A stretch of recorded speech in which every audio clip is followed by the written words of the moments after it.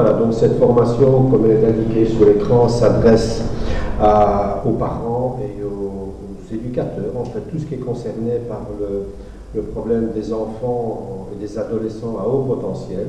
Donc on parle de haut potentiel intellectuel. Alors ce que nous y faisons, nous essayons d'abord de comprendre qui sont ces enfants-là, bien dans leur particularité, mais surtout dans leur appartenance à la population de tous les enfants. Nous essayons de comprendre également ce que signifie le mot intelligence. Intelligence, donc tout ce qui tourne autour de ce phénomène qui est très à la mode maintenant, peut-être abusivement, je crois, dans certains domaines, surtout les effets de mode qui tournent autour des enfants HP. Donc on essaie de bien voir qu'est-ce qui cible ces enfants-là. Nous essayons de comprendre également, dans leur mode de fonctionnement très différent, ce que l'on pourrait mettre en place ou comprendre au niveau de leurs particularités, tant au milieu individuel de ces enfants-là, dans le milieu familial également, au milieu scolaire. Et nous essayons de voir un peu quelles sont les pistes que l'on devrait pouvoir suivre. Elles sont multiples évidemment parce qu'il n'y a pas de profil type de ce type d'enfant. Quelles sont les pistes qui sont utiles de saisir pour dire de les comprendre. L'objectif un petit peu ici, c'est dans le programme ou dans la mission de l'école des parents, de les inscrire dans un problème de compréhension éducative, de les reconnaître dans leurs différences et de pouvoir un petit peu faciliter au mieux, autant que faire se peut, leur parcours de développement,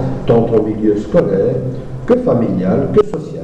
Alors, dans le prolongement de l'école des parents, c'est important parce qu'au creux de leur problème vient souvent se nicher l'aspect relationnel, l'aspect social, qui est souvent un peu difficile chez eux. Donc, il y a pas mal de formations ici à l'école des parents qui parlent de communication efficace, de communication non violente. Donc, tous ces aspects qui permettent de faciliter, disons, la communication avec les autres est abordé succinctement ici. Et puis, un prolongement qui peut se faire également au besoin dans d'autres formations de la maison.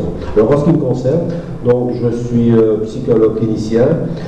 J'ai travaillé au niveau des enfants au potentiel dans un travail de recherche qui a eu lieu il y a une bonne dizaine d'années maintenant, à l'initiative du ministre Azet de l'époque, en fait, et qui a permis de faire un long travail de recherche de la littérature également, mais aussi au niveau de la rencontre avec ces enfants-là. Enfants, on en a rencontré pas mal, ce qui m'a permis, avec d'autres collègues à des 5 universités francophones, de bien comprendre le problème, en tout cas d'essayer de comprendre le mieux possible quel est l'enjeu du parcours de ces enfants-là et de leur redonner une place de reconnaissance, comme tout enfant a droit, bien sûr.